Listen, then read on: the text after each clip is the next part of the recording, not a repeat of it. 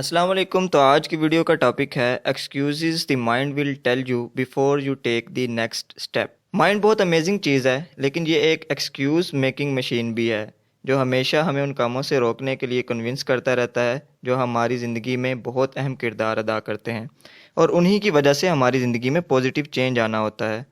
مثلاً کہ ابھی آپ کا دماغ یہ کہے گا کہ چھوڑو یار، اس ویڈیو میں کیا رکھا ہے، کوئی اور انٹرٹینمنٹ والی ویڈیو دیکھتے ہیں، کیونکہ دماغ صرف اور صرف انٹرٹینمنٹ کا عادی ہو چکا ہے.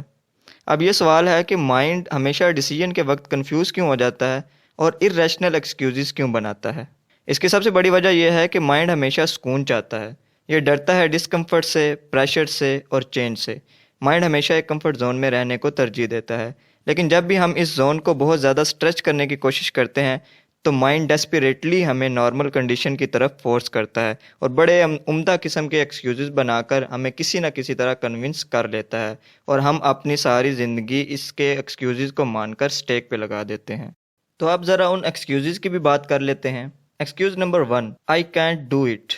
جب بھی کبھی ہم انٹرٹینمنٹ کو چھوڑ کر سیریسلی اپنے بارے میں سوچتے ہیں اور بہت موٹیویشن اور انسپیریشن کے بعد کچھ کرنے کے بارے میں سوچتے ہیں، تو جب اس کام کو شروع کرتے ہیں تو سب سے پہلا ایکسکیوز ہوتا ہے کہ نہیں یار، یہ میرے بس کی بات نہیں ہے، چھوڑ، یہ مجھ سے نہیں ہوگا، میں اس کام کے لیے بنا ہی نہیں ہوں، دنیا میں اور بہت سے کام ہیں، چھوڑ، میں کچھ اور بڑا کروں گا. اچھا، یہ سب اس کنڈیشن میں ہوتا ہے جب ہمارے ڈاؤٹس اور فیتھ میں کچھ نہ کچھ کامن ہوتا ہے.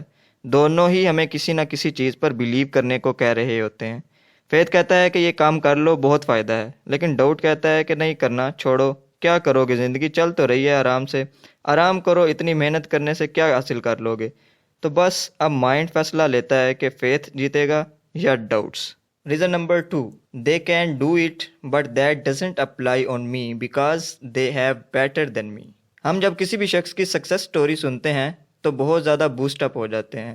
اور ادھر ایک بات میں نے نوٹ کی ہے کہ ہمارے پورے ملک میں یہ عادت ہے کہ جب بھی کسی کی سکسیس سٹوری سنیں گے اور اس میں یہ سنیں گے کہ کوئی ای کامرس میں بہت زیادہ پروگریس حاصل کر چکا ہے، اس نے بہت زیادہ پیسہ کمایا ہے، امیزون پہ بہت پیسہ کمایا ہے، یا کوئی گرافک ڈیزائنر بن گیا ہے اور اس نے فری لانسنگ شروع کر دی ہے اور بہت زیادہ پیسہ کما رہا ہے، تو یہ سنتے ہی سب لوگ ای کامرس کی طرف چلے جائیں گے یا گرافک ڈیزائننگ کرنا شروع کر دیں گے.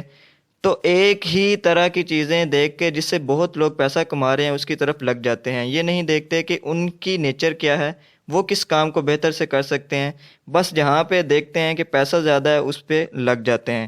لیکن جب بھی وہ اس طرح کا کوئی کام شروع کرتے ہیں تو پھر مائنڈ میں یہ ایکسکیوز جنم لیں گے کہ ہاں یار، اس کو تو وہ سب کام نہیں کرنے پڑتے ہوں گے جو میں کرتا ہوں، اس کو گھر والوں نے سپورٹ بھی کیا ہوگا، مجھے تو کوئی سپورٹ نہیں کرتا، میری اتنی اچھی قسمت بھی نہیں ہے، میں تو پیپر میں تکا بھی لگاؤں تو کبھی ٹھیک نہیں ہوتا، کامیابی تو دور کی بات ہے. میری طرف سے آپ لوگوں کو ایک یہ مشورہ ہے کہ سکسیس سٹوریز سنیں، لیکن زیادہ فیلئر سٹوریز پر توجہ دیا کریں.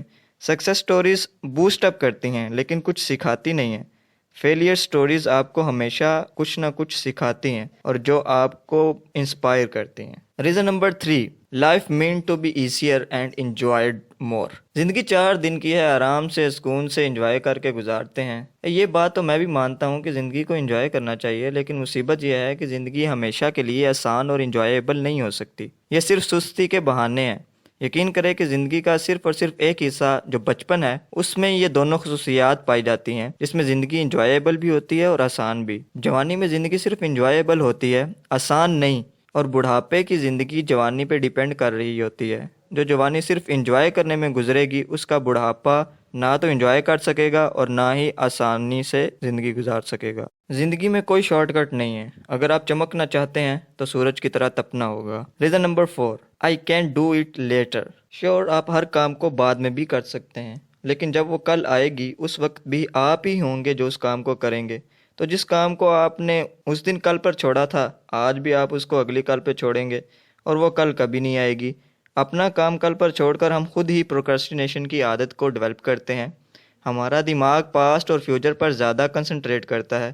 مثلاً ہم کہیں گے کہ جی آج میں بہت تھک چکا ہوں، ابھی میرے پاس کوئی بھی کام کرنے کی طاقت نہیں ہے، یہ کام میں کل کروں گا. حالانکہ وہ تھکاوٹ نہیں ہوتی، وہ پروکرسٹینیشن کی عادت ہوتی ہے، اور مائنڈ اس کو ایکسکیوز بنا لیتا ہے اور کمفرٹ زون میں رہنے کی ہدایات جاری کر دیتا ہے. Reason number 5، one time won't hurt. یہ والا ایکسکیوز سب سے زیادہ لالچ اور دھوکہ دینے والا ہے، کیونکہ یہ کسی حد تک ٹھیک بھی ہے. کہ ایک بار صرف یہ کام کر لیتا ہوں، آئندہ نہیں کروں گا۔ ایک بار کرنے سے کیا ہو جائے گا؟